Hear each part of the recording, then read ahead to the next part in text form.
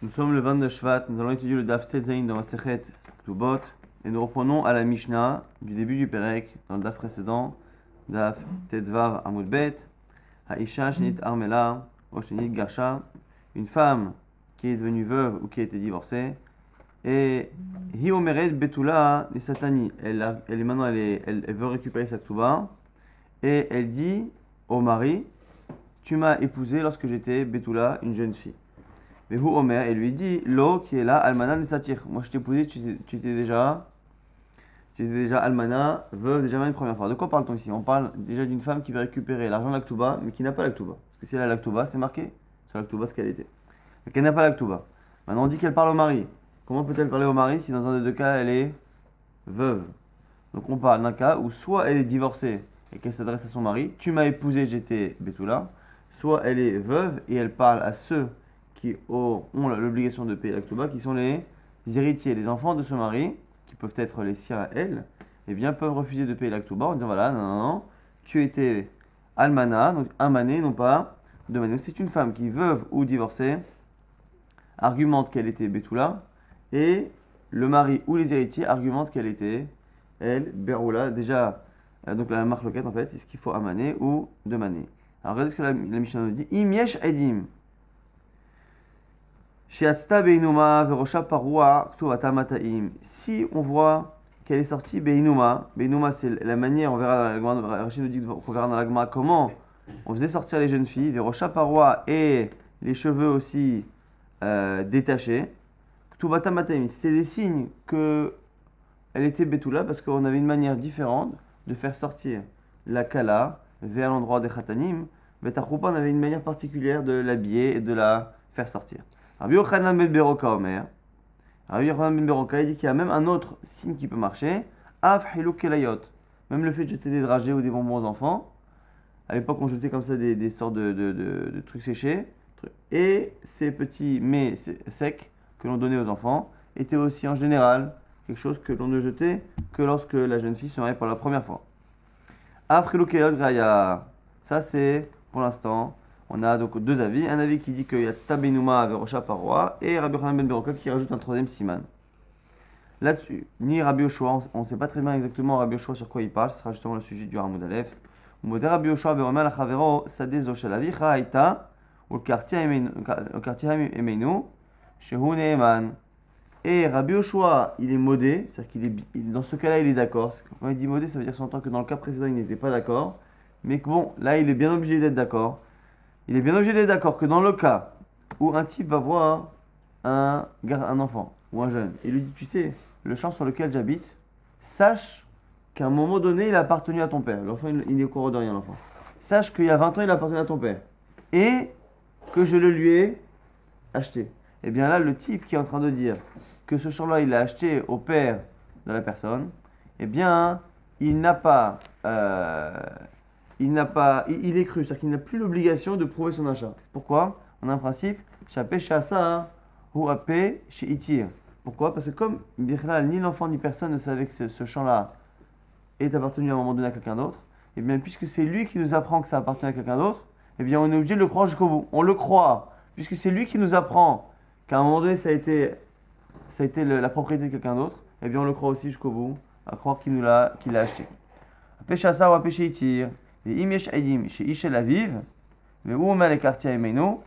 Par contre, si l'enfant trouve des témoins que le champ a appartenu effectivement à son père, eh bien à ce moment-là, le migo, le péchassa, il saute. Il ne peut plus dire crois-moi quand je dis que je l'ai acheté, parce que c'est moi-même qui t'apprends que c'était à ton père. Non, c'est faux, il y a des témoins qui disent que c'était à mon père. Ça, c'est la Mishnah. On a dit dans la Mishnah que lorsqu'on ne sait pas, la femme a dit qu'elle était Betula, le mari ou les héritiers disent qu'elle ne l'était pas, et bien qu'est-ce qu'on fait? Ça va dépendre si on a des simanim, si on a des preuves qu'elle est sortie Beinuma, qu'elle a été traitée comme une jeune fille. Ce qui sous-entend que si elle n'a pas ces preuves-là, elle ne peut pas récupérer sa Ktuba de 2 manées. Pourquoi? Parce qu'on dit, si elle a une preuve, à ce moment-là elle prend Mataim. Je crois que si elle n'en a pas, a priori on ne lui donne pas, donc on lui donne un mané. L'agma déduit ça. Tamadeka Haïdim. Alika Haïdim. De là, on voit qu'il faut des témoins qu'elle est sortie Beinoma. Ah, l'Ikaïdim, s'il n'y a pas de témoin. Baal Meiman, c'est le mari qui est cru.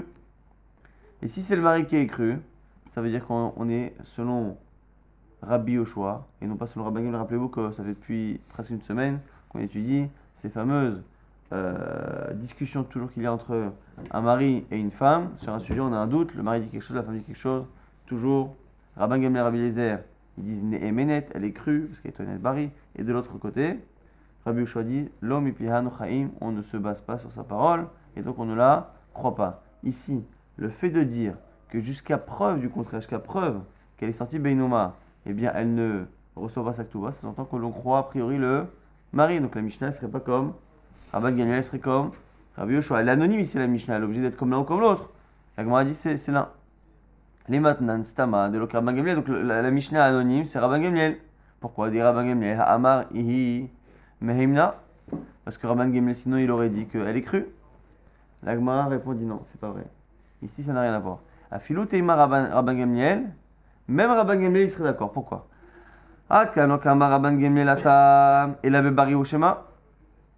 Là, Rabban Gamliel on avait dit pourquoi il dit que la fille elle est crue. Parce que la fille est honnête, bari. Elle a dit j'ai été contraint d'avoir une relation pendant cette période. Je suis Moukat Ayat, j'ai eu un accident à un tel moment qui a fait que j'ai perdu les bétoulim. L'homme avec qui je me suis isolé, il n'y a pas eu de relation. L'homme avec qui je me suis isolé, il est caché. Tout ce qu'elle peut dire, elle sait ce qu'elle dit. Et nous, de l'autre côté, c'est quoi nos arguments lorsqu'on parle du mari ou même des chachamim en face? C'est quoi l'argument? On ne sait pas. Peut-être que oui, peut-être que non. Ce que tu dis, c'est peut-être oui, c'est peut-être non. Peut-être que tu as été effectivement contraint, peut-être que non, peut-être que si tu es peut-être que tu l'étais pas. Ce qui veut dire que nous disait Rabban Gamliel qu'à chaque fois que la raison pour laquelle il a croyé cette femme-là, c'est pas qu'elle est plus crue que l'autre, c'est que l'autre Bechal n'argumente pas. L'autre ne fait que dire et pourquoi pas. Eh bien, il y en a un qui affirme ce qu'il dit et l'autre qui n'a qu'un doute. Celui qui affirme sur le Rabban Gamliel, il est plus fort que celui qui n'affirme pas. Or ici, les deux affirment. Pourquoi? Parce que les deux étaient présents au mariage. Le mari et la femme.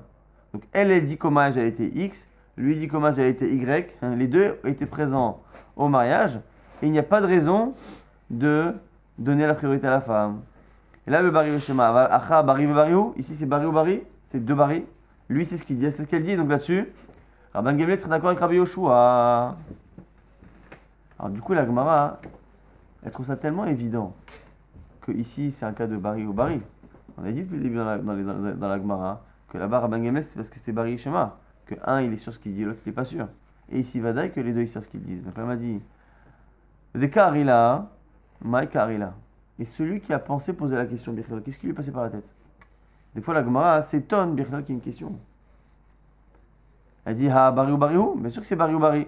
La Gemara dit non, Keivan derov nashim betulot nisot qui bari veshema dame. Tu aurais pu penser que comme en général la majorité des mariages sont des premiers mariages. Donc la majorité des mariages se font avec des filles qui sont betulot avec une ketouba de mataim. Puisque la majorité des filles sont comme ça, elle argumente, je suis betula, elle a une tanat bari, une tanat sûre. Lui, il argumente, tu étais déjà marié une première fois, donc c'est une tanat bari. Mais, nous dirait la Gemara, tu aurais pu penser que comme lui, il argumente bari, mais qu'en face de lui, il a un rov. Une majorité de mariages sont des mariages de jeunes filles. Donc du coup, ça tarde à son argument, même s'il a l'air d'être sûr de ce qu'il dit. Elle est affaiblie par le fait qu'en face, il y a une majorité de cas qui ne sont pas ce qu'il dit. Il est en train de témoigner de manière certaine, mais sur un cas minoritaire.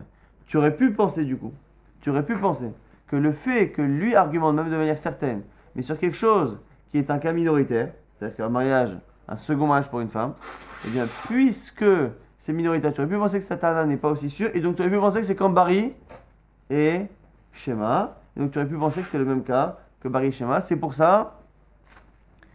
ça qu'on t'a dit que non. On a préféré penser que même Rabban Gamliel pensait que c'est Bari et Bari, donc même Rabban Gamliel il est d'accord avec Rabbi Yoshua.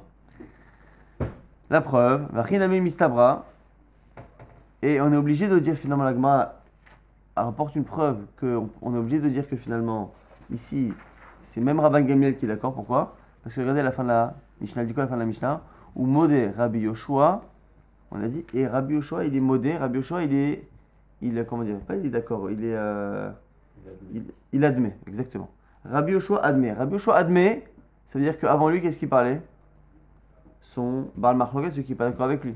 Si on pense que comme dans la Mishnah, on ne croit pas à la femme, on pense que la Mishnah c'est Rabbi Yoshua. Une fois que Rabbi Yoshua il parle, après on va dire Rabbi Yoshua il admet. Non, Rabbi Yoshua ne peut qu'admettre qu'à celui qui n'était pas d'accord avec lui avant. Donc on est obligé de dire que le début de la Mishnah c'est même Rabban Gamliel. Une fois que c'est Rabban Gamliel qui a parlé, tu peux dire que Rabbi Yoshua admet. Donc pour dire que c'est Rabban Gamliel, il faut dire qu'effectivement ici c'est Bari Bari. Et donc c'est pour ça qu'elle n'est pas Nehemenet. Yamar Bishlama Ere Rabban Gamliel Bemodé Shapir. Si tu dis que le début c'est Rabban Gamliel, je peux comprendre. Et là, Yamar Klo Ere Rabban Gamliel Bemodé. Si tu dis que le début de la Mishnah, ça n'est pas comme Rabban Gamliel, Rabbi Yoshua, les man modé. Rabbi Yoshua, à qui veux-tu qu'il admette quoi que ce soit, puisque c'est déjà lui qui parle au début. Là-dessus, la Gemara dit que ce n'est pas une preuve. Le fait de dire qu'à la fin de la Mishnah, Rabbi Yoshua dit que Rabbi Yoshua admet, ça n'est pas la preuve qu'au début de la Mishnah, c'est Rabban Gamliel, parce qu'il se peut que Rabbi Yoshua, tu sais, les Mishnah dans la Gemara, elles sont séparées, comme ça. Mais, très souvent, on peut avoir un avis qui parle au bout de 3-4 Mishnayot et qui revient sur quelque chose d'antérieur. La Gemara va dire qu'il se peut que Rabbi Yoshua ne vienne pas admettre par rapport à la halakha précédente, qui est vraiment juste avant, mais peut-être que dans une des Mishnayot d'avant, une fois qu'on a fait toutes les Mishnayot de Rabban Gamliel et de Rabbi Yoshua, à un moment donné, Rabbi Yoshua il admet sur un des cas sur lequel il n'était pas d'accord. Misavat Rabbi Yoshua Ahai Pirkin Kae. Amigo Kae, Pirkin Kama Kae. Qui te dit que Rabbi Yoshua il parle de notre cas? Il parle d'amigo. Rappelez-vous qu'il a dit Rabbi Yoshua, il a dit je suis d'accord dans un cas similaire, mais dans le cas du champ, c'est quoi? C'est qu'il a amigo le bonhomme. Il dit crois-moi quand je te dis que je l'ai acheté à ton père. Parce que Birlal, c'est moi qui t'ai appris que ça a appartenu à ton père. Moi je suis sur mon champ, personne ne me dit qu'il a quelqu'un. Je vous apprends qu'à un moment donné il était à quelqu'un et que je lui ai acheté. Croyez-moi que je l'ai acheté, puisque sans moi vous n'auriez même pas su que Birkla ça lui a appartenu, et donc je suis Némat, je suis cru parce que sinon j'aurais mieux fait de ne rien dire. Agma a dit quoi? Ah, hier, sur quoi ça parle? Il est ma'aha itama oberet, vamroula matibo shel obarze. On va faire, c'est intéressant, on va faire une petite razara des derniers Mishnayot, parce qu'à chaque fois on va essayer d'appliquer cette oda'a, cet aveu de Rabbi Yoshua, on va essayer de l'appliquer à une des Mishnayot. Première Mishnah qu'on essaye d'expliquer comme cela. La Mishnah qui dit Aïta Me'oberet, la femme, une jeune fille, on la trouve enceinte. Donc on a une certitude qu'elle a une relation. Et on lui demande Mativo shel Obarze. Il dit quel est le statut de cet enfant, en gros, avec qui a eu une relation, pour savoir si l'enfant il est Kachem, Mamzier ou Natine. Qu'est-ce qu'elle répond la bonne femme? Mais Ish Ploni ou Kohenou. C'est de monsieur un tel, je sais c'est qui, et il est Kohen, en gros il est hyper Kacher. Rabban Gamliel ve Rabbi Eliezer Omrim Nehemenet. Encore une fois, Rabban Gamliel et Rabbi Eliezer disent qu'elle est crue. Rabbi Yoshua Omer, l'homme et piano Haï, Rabbi Yoshua n'est pas d'accord. Et donc quoi? Peut-être que sur cette fameuse Mishnah, on aurait Rabbi Yoshua qui dirait Rabbi Yoshua, il est d'accord qu'elle est Nehemenet, enfin, ou qu'on est cru dans un cas similaire quand c'est dans des champs. La dit Atam, Maï Migo Ika. Là-bas, il n'y a pas de Migo. Rappelez-vous que Rabbi Yoshua, qu'est-ce qu'il a dit? Il a dit le même Migo qu'il y a dans un des cas, en tout cas, soit dans notre Mishnah, soit dans le cas précédent, le même Migo que l'on a habituellement, je ne suis pas d'accord ici avec toi, mais ailleurs, j'admets que ce Migo, il fait que l'on écrit le Migo, encore une fois, c'est le fait d'être cru sur quelque chose qui en général n'est pas un argument fort, parce que j'aurais pu gagner en disant autre chose. Crois-moi, quand je te dis que je l'ai acheté, alors que normalement il faut une preuve, mais crois-moi que je l'ai acheté, parce que j'aurais pu te dire, Birlal, que ça a toujours été à moi, et personne n'aurait rien dit. Donc la Gemara a dit, Maï Miko, il n'y a pas de Migo là-bas. Lorsque la femme, elle dit, le type, la femme, elle est mort au béret. Maï Migo Ika, Arekresa Ben Shiner, le bébé, il est devant nous. C'est-à-dire qu'une femme qui vient, elle est enceinte, donc on sait qu'il y a une relation, donc on vient l'accuser directement, on dit, on sait que tu as une relation, dis-nous c'est qui. Elle, quand elle parle, elle ne peut pas dire, croyez-moi que c'est X, Y, parce que j'aurais pu vous dire quoi? Que j'ai plus de relation, que tu es enceinte, je peux rien dire. Et là, peut-être c'est l'autre cas. Rawa Meda Beret. On a dit, on a vu une femme en train de parler. Rawa Meda Beret. Alors, Meda Beret, c'est un euphémisme pour parler de quelque chose d'un peu plus compliqué. Mais en tout cas, on l'a vu faire quelque chose avec un homme. On lui a demandé, dis-moi, c'est quoi le statut du bébé? Elle lui a dit quoi? Écoute, sache que le type avec qui j'étais, Ishponi Vekoenu. C'est un type Glad Kacher. Rabban Gamliel Rabbi Eliezer Omrim Nehemenet. Encore une fois, Rabban Gamliel Rabbi Eliezer dit qu'elle est crue. Rabbi Yoshua Omer, l'homme Ipanochaim, lui il dit qu'elle n'est pas crue. Atam, Maï Migo Ika. Elle m'a dit là-bas aussi, il y a un problème du Migo, pourquoi? Anicha les Eri Dama Maï Medaberet Nistera. Ça va encore. Medaberet, là-bas, on l'a vu en train de discuter avec un homme. Il y a deux avis. Un avis qui dit que ça dépend du degré d'euphémisme. Premier degré d'euphémisme, on dit, c'est comme Medaberet, parler, c'est qu'elle s'est isolée. Pas parler dans la rue, elle s'est isolée avec un homme. Alors là-dessus, là, à la limite, il y a un migo. Pourquoi? Parce que migo de Ibaya Amra, l'onivarati. Lorsque la femme s'est isolée avec un homme, on lui dit, dis-moi, c'est quoi le statut de cet homme-là? Est-ce que tu es Kshira la Keuna? C'est la question de cette bonne femme-là. Elle dit, ne vous inquiétez pas, j'ai eu effectivement une relation avec lui. Elle n'est pas obligée de nous dire, elle n'a fait que s'isoler. J'ai une relation avec lui, mais il est glad kacher. Ça, c'est la réponse de la dame. Et là, il y a un migo. Pourquoi? Croyez-moi, quand je vous dis que le type avec qui j'ai une relation, il est kacher, puisque quand vous n'avez pas vu de relation, vous n'avez vu qu'un isolement, eh bien, j'aurais très bien pu vous dire qu'il n'y a pas eu de relation. Avec Amra, Niva Ati Meimna. Et là, les Ravasi, des Amama Mida Beret, Niva Elet. Il y a un problème. C'est que là-bas, dans la Mishnah, la Gemara avait rapporté deux avis. Il y a un avis qui pense que quand on dit Mida Beret, qu'on avait en train de parler, l'euphémisme vient encore plus fort que cela. Dans le fond, on l'a pas vu ni parler, ni même s'isoler, on l'a vu avoir une relation.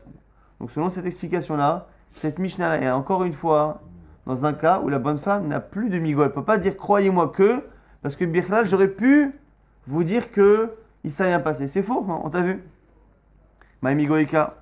Donc du coup, comme selon Ravasi, il n'y a pas de migo, on est obligé de revenir encore à une autre Mishnah. Sur quelle Mishnah Rabbi Yoshua a dit que dans un migo similaire ailleurs, je suis d'accord. Il faudrait trouver Birklal un cas de migo entre Rabbi Yoshua et Rabban Gamliel. Vela aha I omeret mukata etzani, vehu omer lo qui est là drusat ish. Une femme qui, le lendemain du mariage, on se rend compte que finalement, elle n'est pas Betula. Et elle dit, Mukat Etz. Elle dit, je t'ai pas dit, mais en fait, j'ai eu un accident lorsque j'étais jeune et j'ai perdu les Betulim. Et lui, qu'est-ce qu'il dit? Lo qui est la drosat ish. Elle dit, non, mais d'où chez moi? Si ça se trouve, tu as une relation avec un. Non. Et là-bas, encore une fois, la marloquette. Rabban Gamliel, Rabbi Elazar Omrim Nemenet, Rabbi Yoshua Lo Mipen Yochaim, Rabbi Yoshua dit qu'elle n'est pas crue. Atam Mai Migo Ika. Là-bas, c'est quoi le Migo? À Agma aussi, là-bas, on avait donné deux pirushim, deux explications. Et en fonction de ça, on aura un Migo ou pas. Bish, la mal Rabbi Elazar Dama, Bemane Velo Klum. Rappelez-vous qu'il y avait une marloquette. Là-bas, elle dit, je suis Mukat S. Lui, il dit, non, tu n'es pas Mukat S. Au final, combien chacun veut payer? Il y en a qui dit que elle, en disant Mukat S, elle va récupérer au moins un mané. Parce qu'on pense, on serait sur le mané Amar Ravana qui pense que Mukat S, c'est un mané. Et lui, qu'est-ce qu'il veut? Même pas un mané. Donc il veut dire Walou. Pourquoi? Parce que si tu as une relation avant et que tu ne me l'as pas dit, c'est Mekartaot. Là, il y a un Migo. Pourquoi? Migo de Ibayamra, Mukat S, Ani Tartir, Veit Lamataim. Là, la super Migo. Pourquoi? Crois-moi, lorsque je te dis que quand j'étais jeune, j'ai eu un accident qui a fait que j'ai perdu les Betulim, et que donc crois-moi qu'il faut que tu me donnes un mané, la moitié là que tu vois, parce que si j'avais voulu vraiment mentir, qu'est-ce que j'aurais fait? J'aurais dit non. Quand tu m'as épousé il y a un an, j'ai été Betula, et entre-temps, j'ai eu un accident qui m'a fait perdre les Betulim. Ce qui fait que là, dans ce cas-là, j'aurais même deux manés. Donc crois-moi, quand je te dis que ça s'est passé avant et que je te demande un mané, parce que si je voulais mentir, j'aurais mieux menti. La preuve que je ne suis pas une menteuse. Et la mataïm. Et quand moi, Meikara, des litla, elle, au lieu de nous dire que ça s'est passé entre temps, elle nous dit que ça s'est passé avant, donc on la croit. Et la mané, Meimna, et là les Rabbi Yochanan, le problème c'est que là-bas la Mishnah elle est comprise différemment par Rabbi Yochanan. D'Amar Bemataim ou Mané. Et qui disent que son argument à elle c'est quoi? C'est crois-moi que je suis Mukataïs depuis toujours, parce que sinon, et donne-moi donc Mataim, donne-moi deux manées, parce qu'on serait selon Rabbi Meir qui pense que une fille qui est Mukataïs avant le mariage, elle prend quand même une Ktuba complète. Et lui, il demande quoi? Lui, il veut pas payer. Il veut payer qu'un seul mané. Maï Migo Ika, c'est quoi le Migo? C'est quoi le Migo? Cette femme-là, elle dit, crois-moi, quand je te dis que je suis Mukataïs, oui, et donne-moi deux manées, parce que sinon, qu'est-ce que j'aurais pu dire d'autre? Rien. Il n'y a aucun autre argument qui aurait pu lui faire récupérer ces deux mataïm. Donc du coup, elle n'a pas cette logique de dire, crois-moi quand je dis ça, parce que si je voulais mentir, j'aurais pu m'en sortir plus facilement. Donc encore une fois, par élimination, on essaie toujours de trouver. On a Rabbi Yoshua qui, à un moment donné, par rapport à Rabban Gamliel, lui a dit, écoute, j'admets que dans un migo similaire, dans le cas d'un champ, j'admets que celui qui a le migo, il est cru. En gros, ça veut dire quoi? Rabbi Yoshua, il aurait dit que le migo qu'il y a dans la femme, je ne suis pas d'accord qu'un migo, ça la fait gagner, mais un migo dans un champ, ça fait gagner. Mais encore une fois, à chaque fois qu'on cherche, dans les Mishnah, dans notre Mishnah, et dans les Mishnah précédentes, la Mishnah de chez nous, la Mishnah de Rawa, mais Beret, on l'a vu enceinte, Rawa Meda Beret, où on l'a vu s'isoler ou avoir une relation. Et là, le cas où elle n'est pas d'accord si elle est Mokat Etz ou pas, à chaque fois qu'on a un désaccord à Rabbi Yoshua et Rabban Gamliel, on n'arrive pas à trouver, selon tous les avis, un migo. Or, il faut un migo dans une marloquette Rabban Gamliel et Rabbi Yoshua pour qu'on puisse dire après là-dessus que Rabbi Yoshua a dit attention, j'étais pas d'accord sur ce migo-là, mais par contre, je serais d'accord avec ce même migo dans un cas de champ. On ne voit pas de migo birchal. Et là, aha, Hanoset Aisha, Velomatsala Betulim, un homme qui épouse une femme et qui ne la trouve pas Betula, Hi Omeren Misha Rastani, Nenastin, Venistahfasadehu. Elle argumente, elle dit quoi? Elle dit j'ai subi une relation que je ne voulais pas pendant cette année-là. Donc quand tu m'as épousé il y a un an, j'étais Betula 100%, je ne t'ai rien caché, donc je dois avoir un Mataim, 2 années. Mais par contre, entre-temps, j'ai subi quelque chose. Vehu Omer, et lui dit quoi? Encore une fois, il n'est pas sûr, mais il argumente. L'autre est là, Ad Shelo Erastir. Non, sûrement que ça t'est arrivé avant. Et si ça t'est arrivé avant, tu aurais dû me le dire. Et du coup, tu perds, en fonction des avis, soit la moitié de la Ktuba, soit la totalité. Et là-bas, encore une fois, une marloquette. Rabban Gamliel ve Rabbi Eliezer omrim neimenet. Rabban Gamliel et Rabbi Eliezer disent qu'elle est crue. Ve Rabbi Yoshua omer lo mipiano haïm. Rabbi Yoshua dit non, on ne peut pas la croire. Là-bas, c'est quoi le migo? Des migo de Ibaya Amra, Mukat Etz, Ani Tartir. De lo kapas la nafsha, Mikehuna, de Kamra Neinasti, de kapas la nafsha Mikehuna. Là, elle a un super migo. Pourquoi? Parce que rappelez-vous que cette femme-là, qu'est-ce qu'elle dit? Elle dit, tu sais quoi, il y a un an, quand tu m'as épousé, j'étais Betula. Donc je dois avoir une Ktuba complète, de 2 années. Donc, complète, parce que c'était vraiment, c'est le moment du mariage qui crée le chiyuv. Maintenant, mais j'ai subi une relation contrainte. En sachant que cette femme-là, en disant ça, elle gagne une Ktuba complète, mais elle perd quelque chose. Qu'est-ce qu'elle perd? C'est qu'elle ne pourra plus jamais se marier avec un Kohen. Puisqu'elle a subi une relation qui était interdite, le simple fait que son corps ait subi une relation non consentie, interdite, je veux dire, et bien du coup, elle sera interdite à vie à un Kohen. La Gemara nous dit là, elle a un super migo, pourquoi? Elle aurait pu récupérer cette même somme, Mataim, sans s'interdire au Kohanim. En disant quoi? En disant, tu sais quoi, quand tu m'as épousé il y a un an, j'étais Betula, et c'est dans cette année-là que j'ai subi un choc. J'ai subi un choc, et c'est ce choc-là qui m'a fait perdre les Betulim. Dans ce cas-là, elle est blindée, selon tous les avis, comme il y a un an, au moment des Kiddushin, eh bien, elle était Betula, eh bien, elle prend Mataim. Mais la raison pour laquelle elle justifie sa situation physiologique actuelle fait qu'elle n'est même pas interdite au Kohanim, puisque c'est pas parce qu'elle a reçu un coup qu'elle est interdite au Kohanim. Et donc, du coup, la Gemara dit voilà, là, elle a un super migo. Et là-bas, on a une marloquette. La femme, elle vient, elle dit donne-moi une Ktuba complète parce que j'ai subi une relation pendant ces 1 an-là, et que c'est pas de ma faute, et qu'avant j'étais Betula. Elle est néménette parce qu'elle aurait pu très bien récupérer ce même argent-là sans s'interdire à la Keuna à jamais, en disant voilà, pendant cette année-là, j'étais Mukat Etz. Et donc, du coup, Mishumachika Amar Rabban Gamliel de Meimna. C'est pour ça que Rabban Gamliel dit qu'elle est crue, parce qu'elle a un migo. Et qu'Amar Rabbi Yoshua dit à Rabban Gamliel Behai migo de acham modin alecha, behu migo de atam, paligna ilaver. Et du coup, Rabbi Yoshua viendrait dire ici chez nous, tu sais quoi? Dans le migo que je vais te dire là tout de suite, le même migo dans un cas d'un champ, un type qui dit, c'est quoi? Crois-moi que je l'ai acheté à ton père. Parce que sinon j'aurais pu te dire Birklal qu'il a toujours été à moi. Un type il sait pas que le champ appartenait à son père à un moment donné.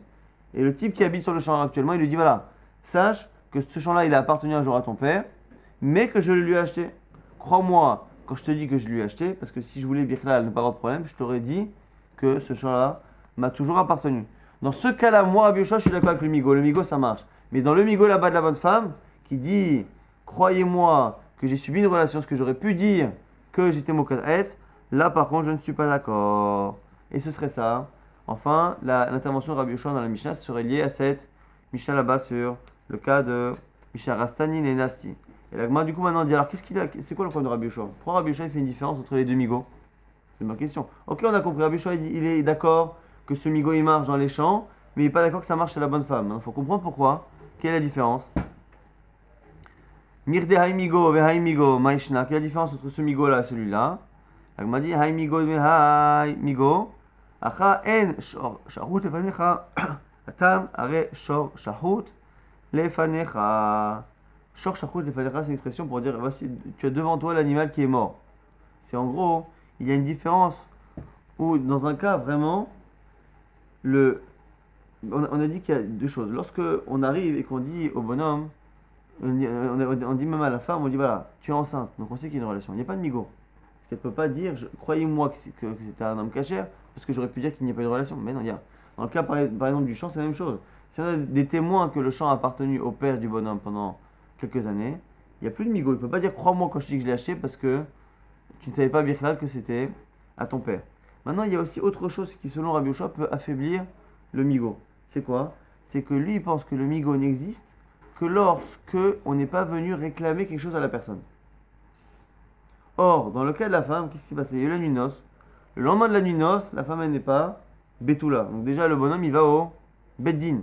Il va au Beddin, et c'est là déjà que la femme, elle est déjà sur la défensive. Elle est obligée de se défendre. Et là-dessus, il dira Rabbi Yoshua, même si réellement, bien qu'elle se défende maintenant, elle peut réellement dire voilà, j'ai subi un choc.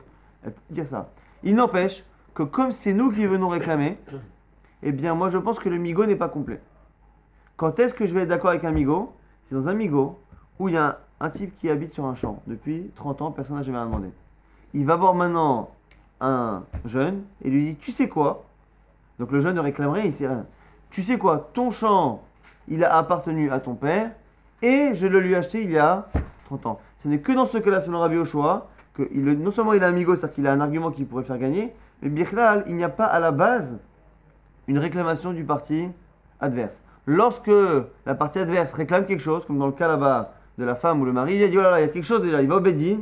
À partir du moment où il y a déjà une demande d'argent, et bien à ce moment-là, le migo, je pense que ça ne marche pas. C'est la raison pour laquelle Rabbi Yoshua fait une différence entre le migo de la femme qui ne marche pas et le migo du champ. Non, la Gemara, elle revient. On a dit au départ que pourquoi c'était un chidouche pour Rabban Gamliel. On a dit parce que ici, on part du principe que la majorité des femmes se marient lorsqu'elles sont jeunes filles. Donc on a une chazaka que les mariages se font en général avec des jeunes filles. Parce qu'on a un rov, pas une chazaka, on a un rov. Amar Aragma dit quoi? Mir de Rav Nashim Betulot Nsot. Puisque tu m'as dit maintenant que la majorité des femmes, elles se marient Betulot jeunes filles. Kilo atu edim maïhave. Comment se fait-il que dans la Mishnah, on ait dit que, sauf si on a des témoins qu'elle était Betula, on a dit c'est des témoins qui témoignent que le mariage s'est fait avec un cérémonial qui était typique aux jeunes filles, sauf si on a des preuves que ça s'est passé comme cela, eh bien on part du principe qu'elle ne prend pas sa Ktuba. Maintenant, il dit, c'est bizarre, tu m'as dit maintenant, dans le raisonnement à un moment donné, tu m'as dit quoi? Que la majorité des femmes se marient Betula, donc normalement c'est l'inverse. Dans le doute, lui dit quand tu t'es marié, tu étais Almana, tu étais veuve. Elle dit non, quand j'étais mariée, j'étais jeune fille, c'était mon premier mariage. On n'a pas la Ktuba pour prouver, dans le doute qu'est-ce qu'on devrait faire? On devrait aller selon le robe. Après Rabim Latot, la majorité des filles se marient pour la première fois, et donc du coup, on n'a qu'à dire cela. Pourquoi faire l'inverse et dire non, jusqu'à preuve du contraire, elle ne prend pas la Ktuba. Et ce n'est que si elle a des preuves que le mariage s'est fait avec, on a dit, un cérémonial qui prouve que c'était une jeune fille, il n'y a que si elle prouve cela qu'elle récupère sa Ktuba. Machma que sans cela, à la base, elle ne la prend pas. La Gemara dit alors, il y a un rov. Ou miot almana, l'école anisset betula, yesh la kol. Regarde-moi, la Gemara dit quoi? Elle dit, mishum de kalemema, parce qu'on aurait pu dire quoi? Rov nashim betula nisot, ou miot almanot, l'école anisset betula, yesh la kol. La Gemara dit en fait, il y a un problème. C'est qu'il y a ce rov, cette majorité, crée une chazaka, une présomption opposée. C'est-à-dire, comme la majorité des femmes se marient jeunes filles, eh bien ça entraîne qu'en général, lorsqu'une jeune fille se marie, les gens sont au courant. Les gens sont au courant. Et comme les gens sont au courant, et que ici, personne n'a l'air d'être au courant, puisqu'on est obligé de chercher des témoins, que ça s'est passé comme ci, comme ça, mais qu'on dirait que le fait qu'elle se soit mariée, eh bien personne n'en parle, eh bien le fait qu'il n'y ait pas de kol, c'est une preuve qu'elle n'était pas Betula. Ven le agol, itra ala rouva. Son rov, sa majorité a été affaiblie. C'est-à-dire qu'à la base, c'est vrai qu'on part du principe qu'une majorité des mariages se font pour la première fois, Mais ici, on a aussi autre chose, c'est que le fait que la majorité des mariages se fassent pour la première fois, ça entraîne qu'en général, le mariage fait du bruit. Et s'il fait du bruit, ça devrait se savoir. Or ici, personne n'en parle. Et donc du coup, le fait que personne n'en parle, c'est louche. Et donc du coup, la majorité vers laquelle on voudrait pencher, elle est affaiblie par de l'autre côté, une logique qui voudrait que, puisque personne n'en parle, c'est-à-dire qu'il y a quelque chose qui cloche. Alors Agma dit maintenant, si c'est ça, c'est à four, c'est l'inverse. Ikol aniset betula yesh la kol. Keto edim, mayhave.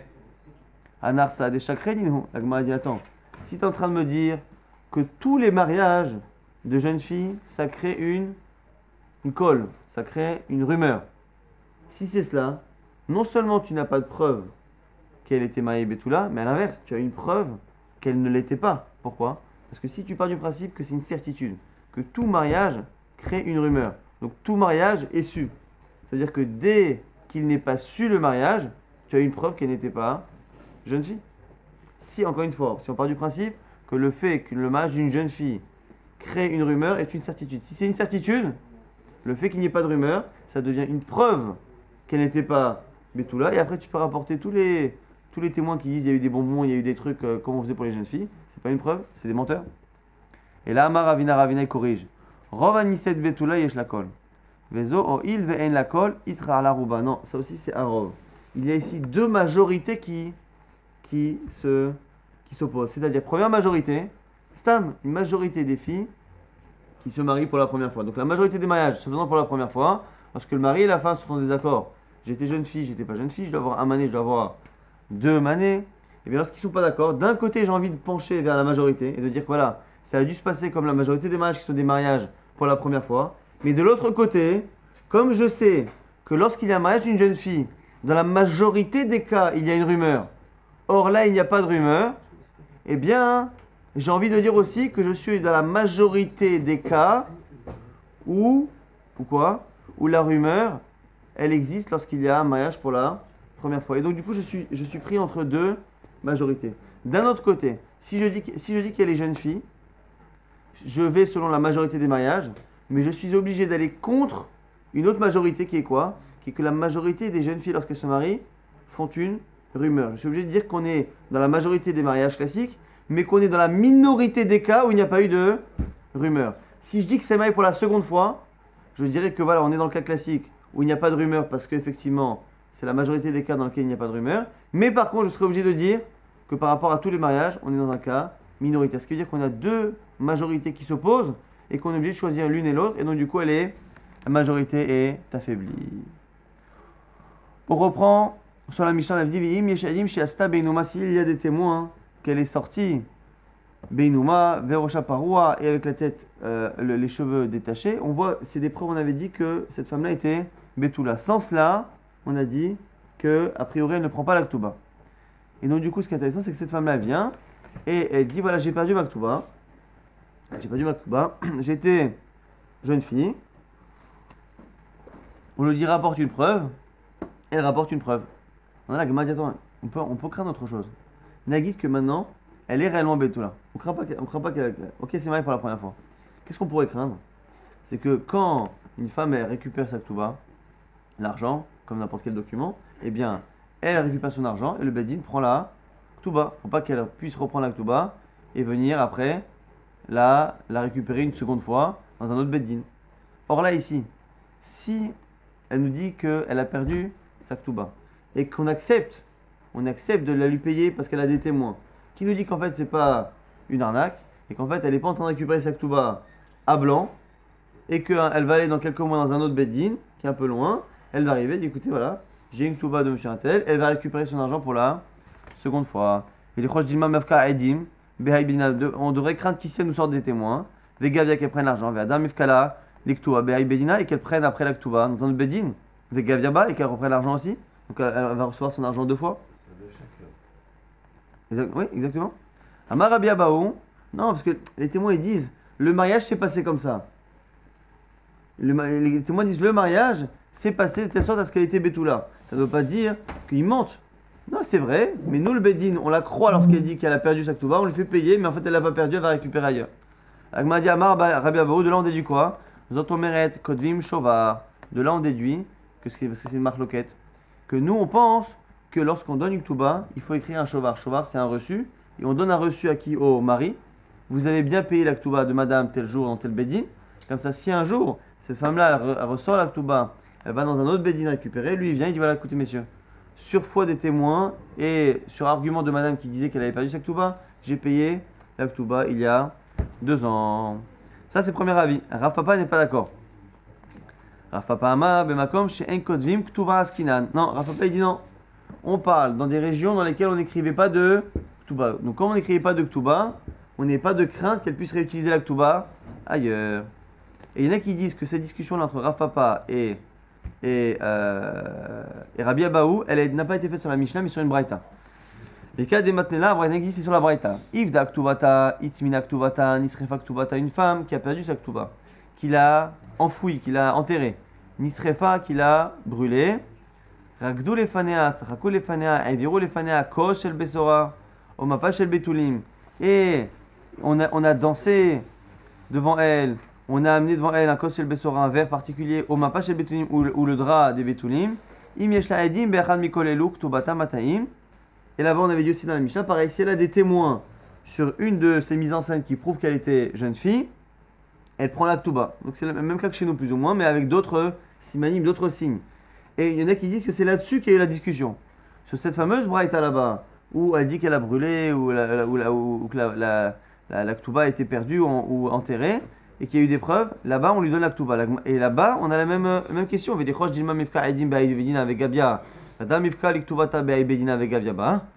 devrait craindre aussi qu'elle aille utiliser après la ktuba ailleurs. La Gemara est pareil, c'est là-bas que Rabbi Abba aurait dit, Rabbi Abba, aux automates kodvim shovar. De là on apprend que l'on doit donner un reçu au mari. Et là-dessus Rav Papa aurait été en désaccord. Rav Papa Amar, makom shen kodvim ktuva askina. Non, pas d'un cas où il n'y a pas de ktuba. Le seul problème c'est quoi là-bas? C'est comment on peut dire qu'on parle d'un cas où on n'écrivait pas de Ktuba et c'est pour ça qu'on ne craint pas qu'elle aille ailleurs. Alors que le début de la Braïta dit clairement quoi? Dit que elle a perdu la Ktuba, elle l'a enfouie ou elle l'a brûlée. Et si elle l'a brûlée, c'est que c'est dans un endroit où on écrit le Ktubot. Autant dans la Mishnah chez nous, il y a marqué elle dit, lui il dit, il n'y a pas marqué Ktuba. Peut-être qu'on parle effectivement d'un cas où il n'y avait pas de Ktuba. Donc elle ne peut pas les récupérer une seconde fois. Mais dans le cas chez nous, tu ne peux pas dire que c'est un pays dans lequel une région dans laquelle on n'écrit pas de Ktuba, puisqu'on dit qu'à la base, le cas c'est quoi? Elle a perdu, brûlé ou enterré sa Ktuba. C'est marqué qu'elle l'a perdu. La Gemara dit des katavla ihu. La Gemara dit non, en fait c'est un cas où effectivement, en général, on n'écrit pas, mais là, le mari lui a écrit. La Gemara dit alors, si c'est ça, sauf mifkala vegaviaba. La Gemara dit si c'est ça. Si c'est une région où on n'écrit pas, mais que lui a écrit. Très bien, il lui a écrit, donc du coup on ne devrait pas lui payer sa ktuba cette femme-là, en attendant qu'elle trouve la ktuba, de peur qu'elle aille après retrouver la ktuba et qu'elle aille récupérer une seconde fois l'argent. Maïvda, Ivda Bao. C'est quoi qu'elle a perdu? C'est qu'elle a perdu dans le feu. Comme elle a perdu dans le feu, elle ne pourra jamais dire je l'ai retrouvé. Et Achri, Aïnou Nisrefa, mais dit mais ça c'est le cas c'est la suite qui dit Nisrefa ça a été brûlé. Et Od Itmina Maïka Lemema. Et le cas de Itmina, elle les a enterrés, à quoi ça sert? Mais tout Ivda la Mali, et Ivda elle a perdu, à quoi ça sert? Et là, Kol Ivda qui Itmina Befane Noudame, Velo Yavinanla Adamre Edim Nisrefa Tubata. De là, on apprend quoi? Pourquoi on parle du cas de Srefa et on parle des autres? C'est pour dire qu'en fait, dans le cas, quand est-ce qu'on, dans cette breta-là, selon Rav Papa, quand est-ce que l'on va donner la ktuba à cette femme-là, qui dit que je l'ai perdue, que lorsque l'on a des témoins que non seulement elle a été perdue, mais qu'elle a été brûlée. C'est-à-dire que lorsqu'on a des témoins que la ktuba a été brûlée, on sait que la ktuba ne ressortira pas dans un autre bedin. Mais sinon, on ne donne pas la ktuba à cette femme-là, sur simple témoignage qu'elle était betula. La Gemara dit, elle conclut là-dessus, on s'arrêtera là-dessus. Mad matnela abraita kol sheken amatnitin, mad matnela amatnitin, aval abraita lo, ki kushya. Celui qui pense que la discussion qu'il y a eu entre Rav Papa et Rabbi Abaou, elle est sur la braita, kol sheken sur la Mishnah. Pourquoi? Parce que si même dans un endroit où on n'écrivait pas de Ktuba, eh bien, on a ces discussions-là, est-ce que l'on craint, est-ce qu'on accepte de lui donner la Ktuba, ou est-ce qu'on accepte que lorsqu'elle a des témoins que ça a brûlé? Si déjà, dans une région dans laquelle on n'a pas l'habitude d'écrire une Ktuba, eh bien, on craint cela, a fortiori dans le cas de la Mishnah, qui est un cas classique. Et celui qui dit que c'est sur la Mishnah, c'est parce que la Mishnah n'est pas là, Marita, à cause des couchottes que l'on a citées.